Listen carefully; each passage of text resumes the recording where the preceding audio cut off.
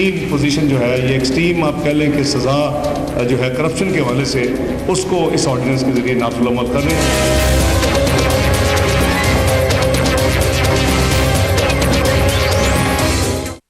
Good evening and welcome to united फरिया। NAB corruption रोकने में किस हद तक कामयाब? Let's take a look at the headlines tonight. Plea bargain कानून हर जानिब से तनकीद के बाद तब्दील तो हुआ, मगर सिर्फ इतना कि प्ली बार्गेन का इख्तियार चेयरमैन से लेकर अदालत को दे दिया गया। नैब कवानीन में तरमीम के लिए अचानक ऑर्डिनेंस का इजरा, मामला क्या है? जो करप्शन में जो मुलव्वस लोग साबित हो जाएगा कि है, या वॉलंटरी रिटर्न होगी या प्ली बार्गेन व्हाटएवर, तो उनके ऊपर फिर है कि वो लाइफ टाइम बैन होगा। ऑपोजिशन नाराज, सेनेट इजलास से कबल ऑर्डिनेंस जारी क्यों किया? नैब तरमीमी ऑर्डिनेंस का इजरा ऑपोजिशन ने बदनीयती करार दे दिया। नैब ऑर्डिनेंस में तब्दीली का फैसला उजलत में क्यों किया गया? पूछेंगे मुस्लिम लीग नून के सेनेटर निहाल हाशमी से, तहरीक इंसाफ के रहनुमा इमरान इस्माइल से, पीपल्स पार्टी पंजाब के सेक्रेटरी इत्तलात मुस्तफा नवाज खोखर से और deputy prosecutor general NAB Chaudhry Munir Sadiq से।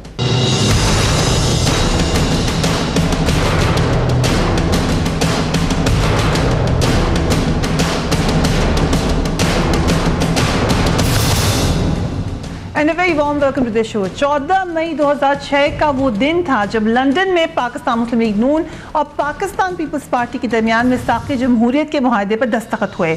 लंदन में ये पूरी की पूरा वाक़या हुआ, इसको एक तारीख़ी वाक़या कह सकते हैं। इस तारीख़ी दस्तावेज़ में जहाँ कौम से बहुत सारे वादे किए गए थे, उनमें से एक अहद ये भी था कि क्योंकि नैब सियासी बुनियादों पर काम कर रहा है, इसलिए इसकी जगह दोनों जमातें मिलकर एहतसाब का एक नया इदारा कायम करेंगी। आज 10 साल से ज़्यादा अरसा गुजर चुका है। जमहूरियत के हवाले से मुख्तलिफ खदशात का इजहार किया जाता है, मगर अनफॉर्चुनेटली दोनों जमातें, जो कि हुक्मरान जमातें आप कह सकते हैं, अपना ये वादा पूरा करने में नाकाम रही हैं। एक डिक्टेटर के कानून के तहत कायम किए गए नैब के दायरे को मामूली रद्द-ओ-बदल करके चलाया जा रहा है। कुछ अरसे से प्ली बार्गेन का कानून हर जानिब से तनकीद की जद में आता हुआ नजर आया। सुप्रीम कोर्ट ने इस कानून को करप्शन की खुली छूट करार दिया। हर जानिब से दबाव बढ़ने के बाद हुकूमत ने नैब ऑर्डिनेंस में तरमीम के लिए एक 20 रुकनी पार्लियामेंट्री कमेटी तश्कील दी, मगर इंटरेस्टिंगली 2 रोज बाद ही अचानक नैब के प्ली बार्गेन कानून में तरमीम के लिए एक ऑर्डिनेंस जारी कर दिया गया, जिसके मुताबिक चेयरमैन नैब का प्ली बार्गेन का सवाबदीदी इख्तियार ख़त्म कर दिया गया।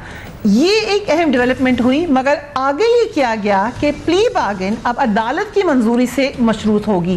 प्ली बार्गेन करने वाले सियासतदान 10 साल के बजाय ताहयात नाअहल हो जाएंगे। प्ली बार्गेन करने वाले सरकारी अफसरान भी सरकारी मुलाजमत से ताहयात नाअहल हो जाएंगे। इस कानून में प्ली बार्गेन ख़त्म नहीं की गई, ये नज़र आ रहा है। सिर्फ फ़र्क ये है कि चेयरमैन नैब की जगह अब अदालत को इसका अख्तियार दे दिया गया है और ओहदे से नाअहली के अलावा करप्शन पर कोई भी सज़ा तजवीज़ नहीं की गई। अपोजिशन जमातों ने पार्लियामेंट की मंजूरी के बगैर रातों रात ऑर्डिनेंस लाने पर तनकीद की है। पीपल्स पार्टी के रहनुमा एतजाज एहसन ने सेनेट के इजलास से कबल ऑर्डिनेंस लाने को हुकूमत की बददियानती कहा है। अमीर जमात इस्लामी पाकिस्तान के जो अमीर हैं सिराजुल हक साहब, उनका कहना यह है कि प्ली बार्गेनिंग के हवाले से जो काम नैब के लिए हराम करा दिया गया है, वो अदालत की इजाज़त से किस तरह जायज़ हो सकता है। एक तरफ सेनेट का इजलास तलब किया गया है, जबकि दूसरी तरफ हुकूमत ने प्ली बार्गेनिंग के हवाले से रात के अंधेरे में ऑर्डिनेंस जारी करके बददियानती की नई मिसाल कायम की है। रज़ा रब्बानी साहब भी इस पर कुछ ज़्यादा खुश नज़र नहीं आ रहे। वो कह रहे हैं एहतसाब का मौजूदा निज़ाम करप्शन करने में नाकाम है। मुल्क में एहतसाब के निज़ाम के लिए 5 दर्जे हैं। हुक्मरान अशराफिया, सिविलियन अशराफिया, उमरा और ताकतवरों के लिए अलग कानून है, जबकि अवाम के लिए अलग कानून है। आज इसी अहम मौजू पर गुफ्तगू करेंगे। आई स्टार्ट विद नैब deputy prosecutor general Chaudhry Munir Sadiq साहब हमारे साथ मौजूद हैं। Thank you very much for being on the program sir. नैब का जो प्ली बार्गेन का कानून है, हर तरफ से इसके ऊपर तनकीद भी हो रही है और जवाब ये आता है चेयरमैन नैब का कि हमने मजमूई तौर पर 285 अरब रुपए जो हैं वो बहाल करा लिए हैं। इज दिस डिफेंस इस कानून के लिए, प्ली बार्गेन के लिए, जिसको हर कोई तनकीद कर रहा है? असल में इस कानून पे काफ़ी ज़्यादा तनकीद की जा रही थी, लेकिन बदकिस्मती ये है कि जो तनकीद की जा रही थी वो उसको समझे बगैर की जा रही थी, क्योंकि नैब के जो सेक्शन 9 है उसके तहत मुख्तलिफ़ किस्म के ऑफेंसेस हैं। उसमें एक जुर्म ये भी है, जैसे कोई शख्स बैंकों से कर्जा नहीं लेता और वापस नहीं करता, बैंकों से कर्जा लेकर वापस नहीं करता, तो वो उसके खिलाफ केस शुरू हो जाता है। उसमें क्या करना है, रिकवरी करनी है। अगर वो आता है आज खुद कहता है जी मैं पैसे वापस करता हूँ, वेल एंड गुड। नहीं करता तो फिर उसके खिलाफ आगे जाता है केस, मजीद इन्वेस्टिगेशन में फिर प्ली बार्गेन कर जाता है। इसी तरह बाज़ ऐसे जुराइम हैं जिनमें हमारे पास शहादत का वो मेयार नहीं होता जिससे मुलज़िम को सज़ा करवा सके। तो जिस वक्त देखा जाता है कि इसमें सज़ा नहीं हो सकती, तो फिर उसमें नैब पूरा तयन करता है इस आदमी ने टोटल कितना फ़ायदा उठाया। जितना उसने फ़ायदा उठाया होता है वो सारा कैलकुलेट किया जाता है। फिर उसके ऊपर ये भी देखा जाता है कोई मज़ीद इंसिडेंटल चार्जेस या कोई मार्कअप है, उसकी ज़रूरत है नहीं, वो कैलकुलेट करके फिर उसके मुताबिक उसके साथ वो जो है प्ली बार्गेन होती है। या उससे पहले अगर इंक्वायरी में केस है तो वो वॉलंटरीली रिटर्न होती है, रज़ाकाराना वापसी।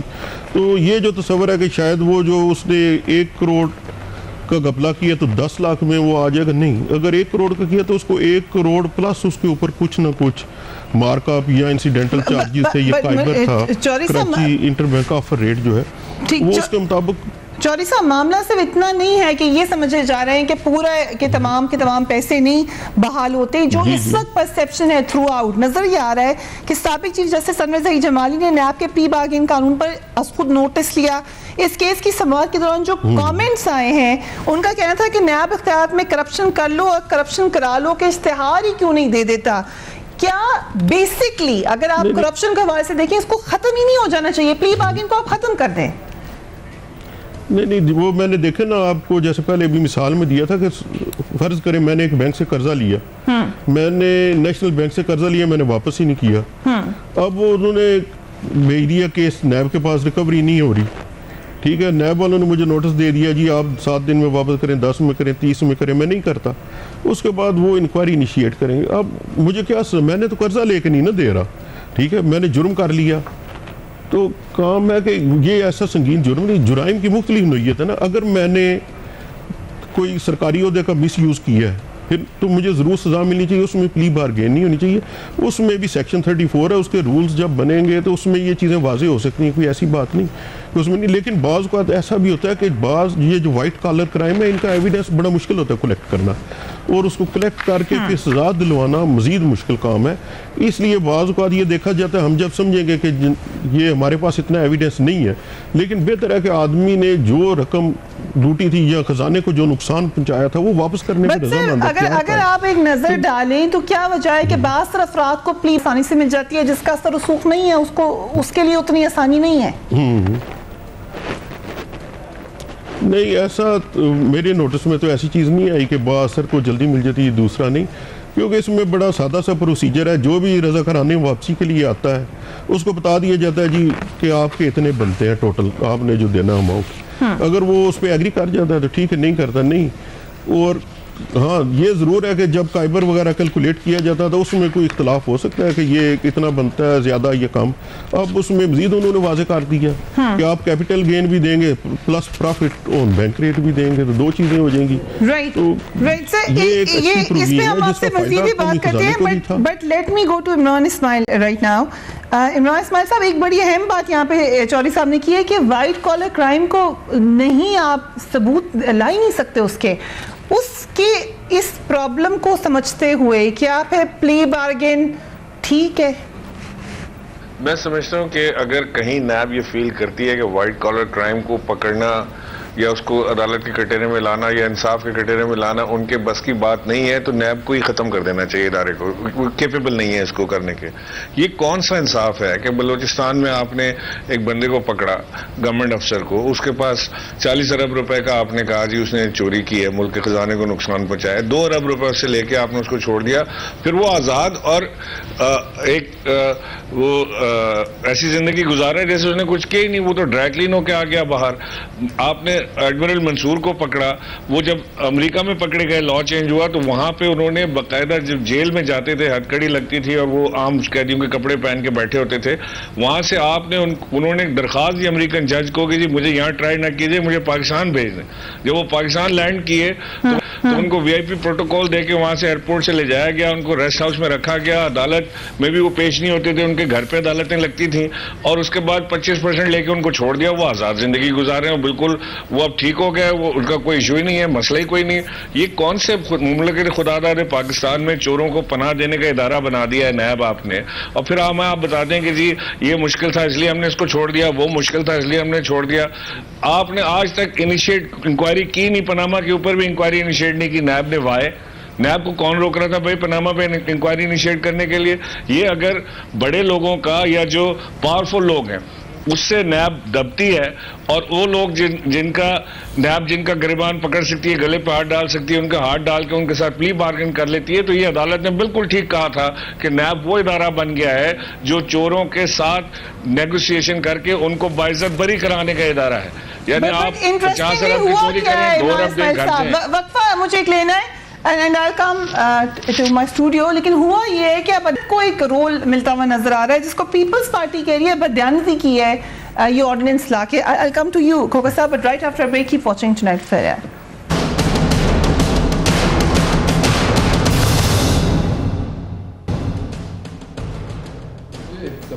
And welcome back. Plea bargain का कानून, सेनेटर एतजाज अहसन ने भी ये कहा, उसके बाद अजहर अब्बासी साहब ने भी कहा, क्या ऑर्डिनेंस लाना बदयानती है? खोखर साहब जी बिल्कुल फरिया, इसमें देखिए हमारा पॉइंट ऑफ व्यू बड़ा क्लियर है कि जब एक मैटर ऑलरेडी कमेटी को रेफर हो चुका है, मैटर कमेटी के अंदर है, वहां पर उसके ऊपर डिबेट होना है, डिस्कशन होनी है, पार्लियामेंट सेशन में है, तो उससे पहले रात के अंधेरे में एक ऑर्डिनेंस को ले आना और उस ऑर्डिनेंस के जरिए ऐसी चीजों से एम्पावर करने की कोशिश करना कोर्ट्स को कि जिसके ऊपर पहले ही बहुत ज्यादा क्वेश्चन मार्क्स हैं। अभी तक जो इमरान इस्माइल साहब ने बात की उससे हम बिल्कुल 100% मुत्तफिक हैं कि नैब एज एन इंस्टीट्यूशन वो अपनी रिप्यूट खो चुका है।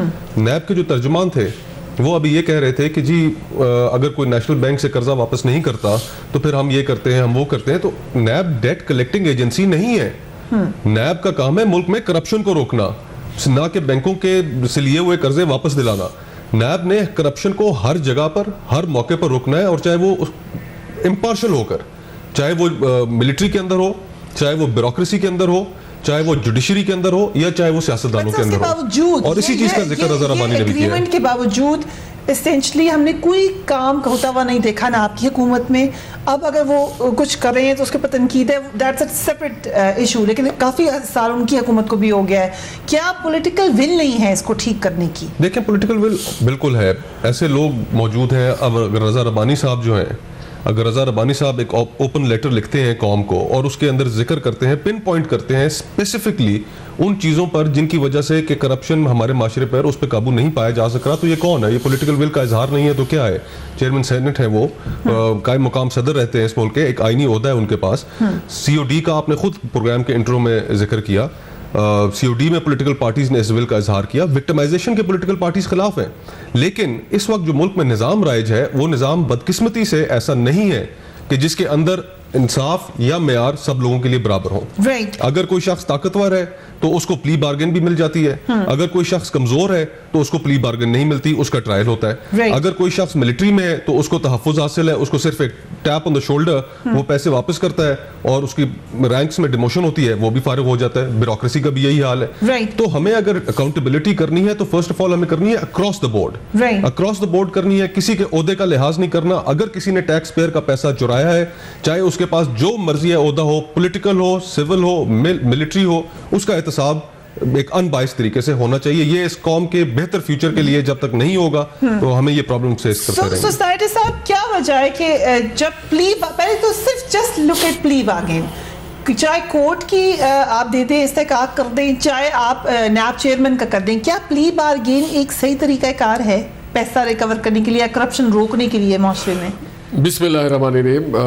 मैं समझता हूँ कि प्ली बार्गेन से भी आगे माशरे में करप्शन को रोकना हमारा और माशरे की बुनियादी जिम्मेदारी है। एक ज़माने में एंटी करप्शन हुआ करता था और आज भी है, और प्रोविंशियल एंटी करप्शन है और सेंट्रल एंटी करप्शन है, और उसके बाद जब ये महसूस किया गया कि इससे वाइट कॉलर क्राइम या कुछ इन्फ्लुएंशियल लोग उसके ज़मरे में नहीं आ रहे, तो फिर ये नैब की कॉन्सेप्ट, मगर जिस तरह से आमरीत के दौर में नैब को इंट्रोड्यूस कराया गया, बेसिकली मुशर्रफ साहब अपने आप को स्ट्रेंथन करना चाहते थे, अपनी पॉलिटिकल जो लाइफ थी उसको ज़्यादा वो दबाव। सब ठीक कह रहे हैं, लेकिन वो उस वक्त नहीं अच्छा लगता जब आपने उसको ठीक करने के लिए कुछ नहीं किया। अब हुआ ये जो आपने बुनियादी बातें की, वहाँ पे आपने अच्छी बात की कि जी हमने जब चार्टर ऑफ डेमोक्रेसी की CRD में हमारी मोहतरमा की भी और प्राइम मिनिस्टर नवाज शरीफ साहब की बुनियादी ये थी कि हम माशरे को step by step on various walk of life ठीक करेंगे। नहीं लिखा, मगर हम एक ऐसा इदारा बना देंगे, उसमें मगर हुआ ये कि जब खोकर साहब की हुकूमत थी 5 साल इन्होंने इस पे बिल्कुल तवज्जो नहीं दिया। अब जब ये चीज आपने कराई उनकी हमने बात की हमने नैब के लिए बात की, मगर शायद इनके पास उस वक्त नहीं था। मगर अब जब इस चीज़ को आपने मीडिया ने माशरे ने इसको उजागर किया और ये बहुत भोंडे तरीके से और मार्केट में आने लगा, तो आपको पता है कानून को तब्दील, अभी मेरे भाई ने कहा कि जी जब सेशन में है parliament was not in session, कौमी असम्बली का इजलास कब होगा किसी को नहीं मालूम, it is not in session. Senate के इजलास आज से शुरू हुआ, मगर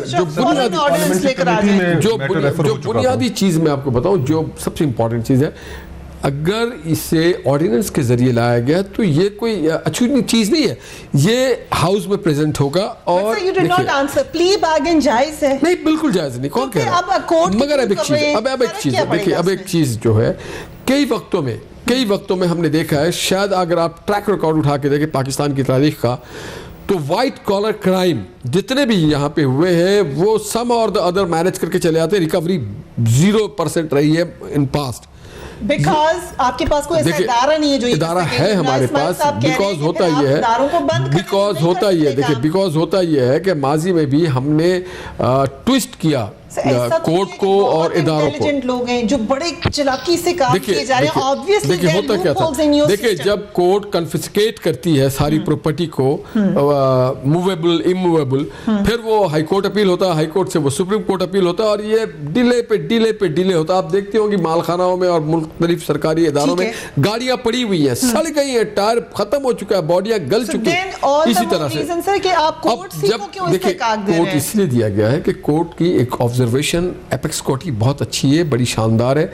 अब एपेक्स कोर्ट चाहे तो इस पे डायरेक्टिव्स और दे सकते हैं, और हम इसे प्रेजेंट कर रहे हैं पार्लियामेंट में, और उसको हम एक्ट ऑफ पार्लियामेंट बनाएंगे। उनकी कोर्ट में डाल दिया, देखिए हमारी सिंसियरिटी को आप देखिए, बात ये अगर एतजाज साहब ने किया तो एतजाज साहब ने ठीक किया, वो अपोजिशन है, उनको नजर आ रहा है कि अगर PMLN की गवर्नमेंट ये अच्छा काम भी कर रही है तो वो उस पर एतराज जरूर करेंगे। लेट्स आस्क PTI, वो भी एतराज उनको करना चाहिए, but in essence Imran Ismail साहब, प्ली बार्गेन चेयरमैन नैब जो कि अपॉइंटी है हुकूमत का, वो उसके तहत हो या कोर्ट के तहत हो, कोई फर्क नहीं पड़ेगा आपके ख्याल से? नहीं, फर्क तो पड़ेगा, या बाद में देखा जाएगा कि कितना फर्क पड़ता है। ये तो एपेक्स कोर्ट की मर्जी है कि वो क्या करते हैं। हमारा तो ख्याल ये था कि जब ये आ गया था सेनेट में और यहाँ पे डिबेट होना था, और इस पे सारी तमाम अपोजिशन जमातों का बशमूल पीपल्स पार्टी, उनके रिप्रेजेंटेटिव खोकर साहब बैठे हुए, मेरे ख्याल एंडोर्स करेंगे मेरी बात को, इस बात पर जोर दे रही थी, मुतफिक थी कि हम ये प्ली बार्गेन का जो निज़ाम है इसको ख़त्म करना, एलिमिनेट करना चाहते हैं। प्ली बार्गेन नहीं हो सकती, जो पकड़ा जाए उससे तमाम चोरी का माल निकाला जाए, उसको निचोड़ दिया जाए, क्योंकि उसने मुल्क के खजाने को निचोड़ा है, उसने आपके हमारे बच्चों का हक मारा। अब ये उसको उठा के ऐसी जगह ले गए जिसको चैलेंज करना हमारे इख्तियार से बाहर हो गया। ये जब डिबेट हो रही थी, रुक जाते 10 दिन 20 दिन, क्या फर्क पड़ रहा था? ये चीज बदनीयती पर मबनी होती है। जब आप ऑर्डिनेंस लाते हैं रात के अंधेरे में, तो आप उसको बैठ के डिफेंड करते हैं कि जी बड़ा अच्छा काम हमने किया है, ऑर्डिनेंस के थ्रू किया, तो क्या हुआ? और जब यही ऑर्डिनेंस कोई और लाता है तो आप कहते हैं जी ये तो बड़ा खराब काम किया है, ये तो डिक्टेटरशिप की आज याद ताज़ा कर दी आपने। तो आज आपने डिक्टेटरशिप की याद ताज़ा की है, ये आपने कोई बहुत अच्छा काम नहीं किया जो आपने किया है। आपको खुद हार्ट्स एंड हार्ट्स पता है कि आप क्या करने जा रहे हैं और किसको बचा रहे हैं आप। ये इंतहाई गलत, और मैं समझता हूं कि एक ऐसा काम किया है जिसमें इन्होंने रिडिक्यूल किया है न सिर्फ सेनेट को बल्कि पार्लियामेंट को, क्योंकि मामला अभी पार्लियामेंट में जाना था। अब इन्होंने ये ऑर्डिनेंस ला के, आपको तरीकाकार के ऊपर इतराज है या इस बात से इतराज है प्ली बार्गेन खत्म होनी चाहिए या कोर्ट के थ्रू चल जाएगा ये काम? ऑर्डिनेंस पे इतराज है या उसके कंटेंट पे इतराज है? प्ली बार्गेन ही खत्म होनी चाहिए। देखें, ये तो मेरा स्टैंड है ना, मुमकिन है कि पार्लियामेंट इसे पास ना करती, मुमकिन है सेनेट में पास ना होता। यूनाइटेड स्टेट्स में कई जगह पे प्ली बार्गेन का कानून है, थ्रू डजंट मैटर, लेकिन पाकिस्तान में जिस तरह प्ली बार्गेन के कानून की धज्जियां उड़ाई गई हैं और जो मजाक बनाया गया है, यानी कि हमें ये ऑलरेडी पता लग गया पहले से कि अगर मैं कल 50 करोड़ की चोरी करूंगा तो 50 अरब की चोरी करूंगा तो 2 अरब देके छूट जाऊंगा, कोई इशू नहीं। और फिर माशरे में अपना मकाम बनाऊंगा, मकाम के साथ अपना मकान बनाऊंगा, मकान के साथ मैं बच्चों की शादियां लेविश तरीके से करूंगा, घूमूंगा फिरूंगा, कोई मुझे हाथ नहीं लगा सकता माइकल लाल, इसलिए कि मैं तो कोर्ट से रिलीज होके आया हूं। बिल्कुल ठीक है, नैब ने मुझे रिलीज किया, बाइज्जत पर्ची दी है नैब ने कि जी आपका कैरेक्टर सर्टिफिकेट, आप बिल्कुल ठीक आदमी है, आपने बड़ा अच्छा काम किया, मुल्क के खजाने को चूना लगाया। ये बड़ा अहम नुक्ता है जो आपने उठाया है कि सजा क्या थी। अगर आप पैसा वापस भी रिकवर करें तो सजा अभी भी जो बदला है ऑर्डिनेंस में, तो कोई खास सजा तजवीज़ नहीं हुई। After break keep watching tonight with फरिया।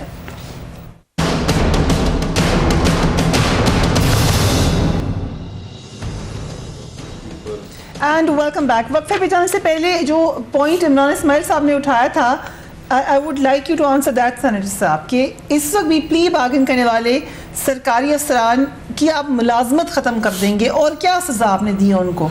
देखिए, सज़ा जो है वो कई होते हैं। एक तो उनको फ़ाइन होता है और फिर इम्प्रिजमेंट होता है या कुछ और उनकी रिमूवल फ्रॉम दैट ऑफिस होता है।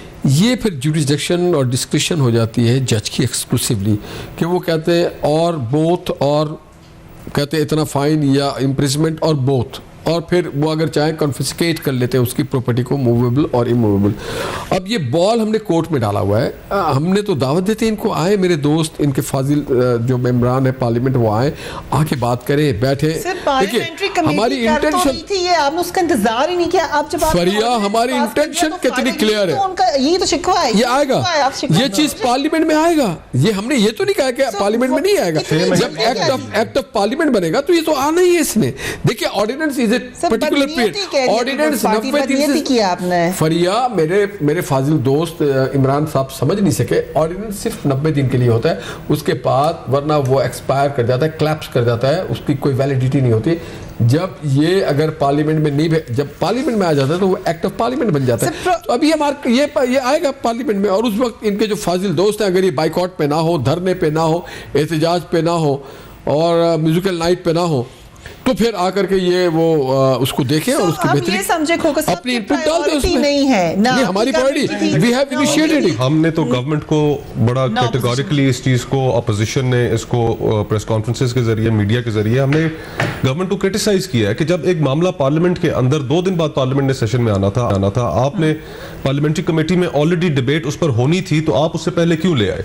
और न सिर्फ ये, बल्कि अभी देखिए प्रिया, एक और चीज गवर्नमेंट जो अभी करने जा रही है वो ये है कि ये टैक्स एमनेस्टी स्कीम लेकर आने वाले हैं, और उस टैक्स एमनेस्टी स्कीम का भी बहुत ज्यादा चर्चा है, और अपनी जितनी ऑफशोर वेल्थ है वो उसको कवर देने के लिए वो भी एक चीज ये लेकर आने वाले हैं। तो government has not come with clean hands, government के हैंड्स जो है वो सलीड है। गवर्नमेंट जो है वो इस वक्त खुद उसका अपना प्राइम मिनिस्टर के ऊपर क्वेश्चन मार्क्स है, उनकी फैमिली के ऊपर क्वेश्चन मार्क्स है। इस हवाले से let me ask one question नैब के हवाले से। Sir, I come to you again Chaudhry Munir. नैब के पास 170 मेगा करप्शन केसेस हैं, और जिनमें जो नाम है वो बड़े बड़े नाम है सर। उसमें वज़ीर आज़म नवाज शरीफ समेत कई और नाम शामिल हैं। अब क्या वजह है कि 15 साल गुजर गए, कोई नतीजा नहीं निकला इन केसेस का? नहीं, इसमें तो वैसे भी ये जो हमारे ऑपरेशन या इन्वेस्टिगेशन वाले विंग्स हैं उनका काम है प्रोसिक्यूशन करनी, इसलिए वो मैं जवाब नहीं उसका दे सकता। लेकिन ये ज़रूर है कि हमारे जो है ना तफ्तीश के प्रोसीजर या तहकीक के प्रोसीजर, जो भी इंक्वायरी के इन्वेस्टिगेशन में, उनमें रिफॉर्म्स आनी चाहिए, और जो हमारे कोर्ट के प्रोसीजर उनमें भी रिफॉर्म्स आनी चाहिए। वाइट कॉलर क्राइम्स के लिए जो है ना एविडेंस के जो भी रूल स्पेशल बनाने चाहिए। जब ये हम करेंगे, सारे विल ऑफ द स्टेट होगी तो सारा काम हो जाएगा। असल बात है कि स्टेट की अपनी कितनी विल है, जब स्टेट की विल होगी 100% इंशाल्लाह कि स्टेट की अपनी विल कितनी है। इमरान इस्माइल साहब, यहाँ पर एक एसेंशियल खामी ये नजर आ रही है कि नैब जैसा भी था, जो भी मसले थे, कुछ ना कुछ रिकवरी वो आपको करके दे देता है। अब तनकीद के 1000 जवाब हैं, लेकिन आप उसकी रिप्लेसमेंट क्या लेकर आ रहे हैं? आप प्रोविंशियल लेवल पे देख लें, खैबर पख्तूनख्वा में अगर कोई है तो बता दें, सिंध में है कोई बता दें, पंजाब में है बता दें, कौन सा कोई ऐसा सिस्टम है जिसको हम कहें ये लेट्स रेप्लिकेट दैट? देखिए, मैं समझता हूँ कि इस वक्त खैबर पख्तूनख्वा में सबसे अच्छा अकाउंटेबिलिटी का जो इदारा है हमारा, वो सबसे बेहतर परफॉर्म कर रहा है। खामियां उसमें बेशक होंगी, मजीद ठीक करने की जरूरत जरूर होगी। ये आप वो चोरों वाली हंसी ना हंसें जो आपको पता है कि आप तो अभी एक और रिफॉर्म लेके आ रहे हैं माशाल्लाह, जो अब वहाँ पे कंप्लायंस आ रहा है दुबई में और सारी जगहों पे, ये उसके रिफॉर्म्स ला रहे हैं कि जी उसका पैसा किस तरह बचाया जाए, अब उसके ऊपर काम शुरू कर दिया है। मैं कहता हूँ कि यानी सिर्फ अपना पैसा बचाने के लिए इन्होंने मुल्क को एक किनारे लगा दिया और ये हमें कहते हैं कि धरने पे ना हो। हम धरने पे ही होंगे, आप ये रिफॉर्म लाएं, हम फिर ही शटडाउन की कॉल दे देंगे। आप करके देखें इसको, एक काम को।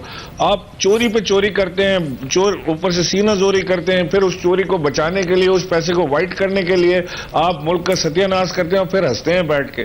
बड़ा मैं समझता हूं कि ये यानी मेरी जो समझ से बाहर है कि किस तरह आप खुद, आपका ज़मीर कैसे मानता होगा इस चीज़ को डिफेंड करने के लिए कि आपको हार्ड नार्ड्स पता है कि ये गलत है, ये चोरी हुई है, ये झूठ बोल रहे हैं, और फिर आप आगे डिफेंड करते हैं। मैं आपकी जो भी मजबूरी होगी ना, मेरी समझ से बाला तर है कि ये किसी इंसान के जिसके अंदर ज़मीर जिंदा हो, उसके बस की बात नहीं है, वो कर नहीं सकता। माफ़ी मांग ले कि मैं टीवी पे नहीं आ सकता, बाकी मैं कर लूंगा। ये सॉल्यूशन क्या होगा खोकर साहब, अगर हम नैब को बंद कर दें? देखिए, सोल्यूशन इसका ये हो सकता है कि इवेंचुअली फरिया इस चीज में है कि एक तो हमने जो प्रपोज किया रजा रबानी साहब ने, उसके अंदर उन्होंने एक फेडरल कमीशन प्रपोज किया है, लेकिन उस पर बात करने से पहले मैं एक चीज पॉइंट आउट करना चाहता हूं कि हम इदारों पर इदारे बनाते चले जाएंगे और एहतसाब सिर्फ एक ख्वाब ही रह जाएगा।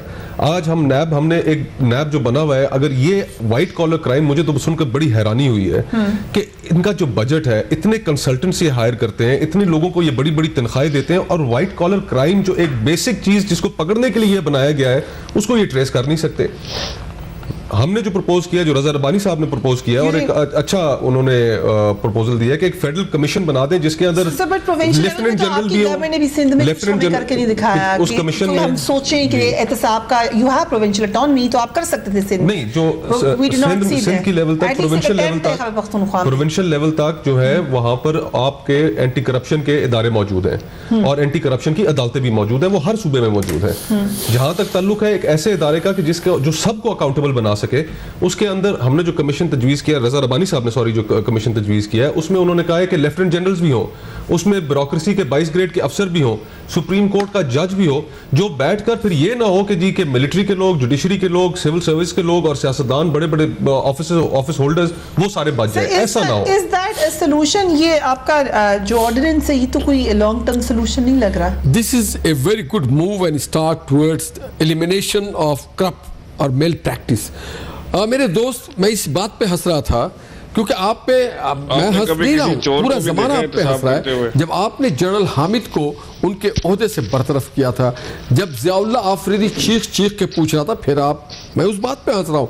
मैं इस बात पे हंस रहा हूँ कि जब बैंक ऑफ खैबर के हवाले से बात किया गया कि उसको रेफर किया जाए, आपने कुछ नहीं किया। मैं उस बात पे हंस रहा हूँ जब आपने आफ्ताब शहरपाव साहब को कहा था कि इंतहाई करप्ट लोग हैं और उनके साथ फिर आपके आके बैठ गए। मैं इस बात पे हंस रहा हूँ कि आपके लीडर के राइट एंड लेफ्ट दोनों लोगों के बारे में ये मालूम है सारी दुनिया को कि ये एहतसाब को मतलूब है। मैं इस बात पे भी हंस रहा हूँ कि आपके लीडर ने ऑफशोर कंपनी बनाया 2003 में, 1984 या 83 में, और 2015 में, 2012 में जब वो कह रहे थे मीनार पाकिस्तान में कि मैं कौम से झूठ नहीं बोलूँगा, और फिर वो झूठ बोलते रहे, छुपाते रहे। और मैं इस बात पे हंस रहा हूँ कि आपने पहले बहुत सारे धरने कर लिए, आप फिर धरने कर ले। आपके कारकुन ना पहले आपके साथ आके खड़े हुए थे ना, आप म्यूजिकल नाइट है, लोग आके एंजॉय करेंगे आपको। मेरा ख्याल है कि हंसने के बजाय अब रोने का वक्त है। आपको इस बात पे रोना चाहिए कि नवाज शरीफ झूठ बोलते हैं, आपको इस बात पे रोना चाहिए कि उनके बच्चे झूठ बोलते हैं, आपको इस बात पे रोना चाहिए कि वो पाकिस्तान का पैसा ले जाके लंदन में जायदादें बनाते हैं, आपको इस बात पे रोना चाहिए कि वो पाकिस्तान से बाहर जो पैसा रखा है उसको अपना हक जताते हैं, आपको इस बात पे रोना चाहिए कि बगैर कारोबार किए वो अरबों रुपए बनाए, इस बात पे रोना चाहिए कि बगैर टैक्स दिए वो अरबपति बन गए, इस बात पर होना चाहिए कि उनका लेविश लाइफस्टाइल उनके टैक्स को सपोर्ट नहीं करता। सियासी मामला बना दिए सर, आपका अपना पॉइंट ऑफ व्यू सर, आपका अपना point of view, but let me just wrap this up. जब तक नहीं हम देखेंगे एक ऐसा जो हमें नजर आए कि ये सही, आप तमाम स्टेक होल्डर्स को उसमें बेशक शामिल कर लें, अक्रॉस द बोर्ड अकाउंटेबिलिटी जब ना होगी और ना होती नजर आएगी, तो फिर कभी भी आप नहीं एक्सपेक्ट कर सकते कि आपके इदारे मजबूत होंगे या आपकी जमहूरियत मजबूत होगी। अपना अपने घर वालों का ख्याल रखिए। अल्लाह हाफिज।